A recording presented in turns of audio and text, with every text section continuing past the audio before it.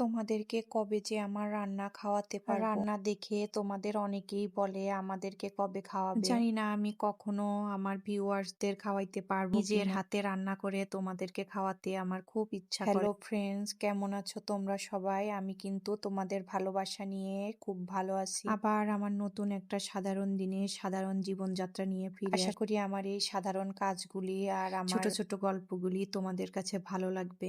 ভালো লাগলে অবশ্যই কমেন্ট করে জানাবে। জানো তো আমার বাচ্চারা না একদমই মাছ খেতে পছন্দ। প্রতিদিন রান্নার আগে আমার যে কি চিন্তা হয়, কি রান্না করব, কি রান্না বাচ্চারা কি খাবে, এটা ভেবে ভেবে খুব চিন্তা হয়। হাজবেন্ড আবার মাছ খেতে বেশি পছন্দ করে, এর জন্য ওর জন্য মাছ রাখতেই হয়। তো দুপুরে এক বেলায় ভাত খায় আর বাকি দুইবারই রুটি খায়। তাই আর কি করব বলো তো, বাচ্চাদের জন্য হচ্ছে ডিম ভেজে ভুনা করলাম আর হাজবেন্ডের জন্য নদীর মাছ ভুনা করলাম। আর আমার পছন্দের কি করলাম জানো তো, আমার পছন্দের করলাম বেগুন ভাজি। আমার আর আমার বড় মেয়ের বেগুন ভাজি খুবই পছন্দ। যেহেতু শীত প্রায় চলে যাচ্ছে তার জন্য শেষমেশ আবার একটু বেগুন ভাজি করে নিলাম। এই তো দেখো আজকের মতো আমার দুপুরের রান্না বান্না শেষ। তো রান্না করলাম হচ্ছে বেগুন ভাজি, মাছ ভুনা আর ডিম ভেজে আলু দিয়ে ভুনা করলাম। এইটা বেশ খেতে খুব ভালো। মোনাকে এখন তার বাবা সকালের খাবারটা খাওয়াই দিচ্ছে। তোমরা সবাই ভালো থেকো, সুস্থ থেকো।